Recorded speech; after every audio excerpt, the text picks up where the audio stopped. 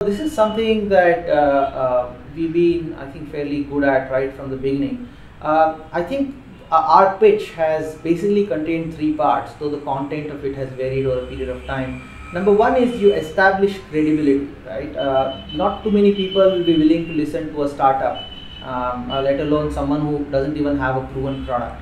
So establishing credibility is the first part of it, and establishing credibility can come in multiple ways. To begin with, we didn't have a product, we didn't have any case studies, we didn't have a company which was a known brand name. So we used our own background. I mean, the three of us, two of us coming from an IIM background, the third guy comes in from an IIT. So we used that sort of a background to build the first level of credibility. And then subsequently, as we had clients from the same vertical, same country, same value proposition, and then you start building a pool to build your credibility. That's one.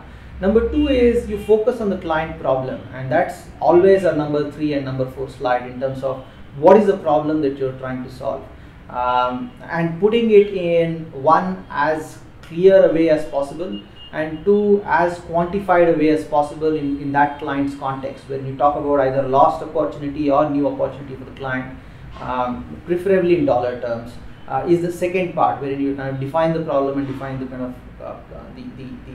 quantum of the problem. And the third problem is solution and the product that we have, and how does our product help them essentially solve that problem. So our pitch primarily contains these three parts, and it has worked fairly well for us. We call it the 1 slider, the 5 slider, and the 20 slider, right? So 1 slider, as you rightly said, is, I mean, and it has just 5 bullets, precisely talking about who we are, what do we offer, and how does it help the clients. I mean, those 3 bullets essentially. The 5 slider has more information about the company, about the countries that we operate in, about our clients and what do they say about us, and it also has information about the other 2 parts that I just mentioned. And then there is a 20 slider, which we typically use in a 1-hour client pitch when we go in for the first time.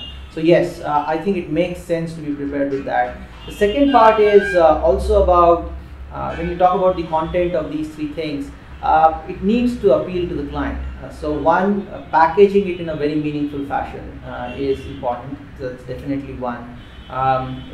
Something that's catchy, client can associate with, things like that.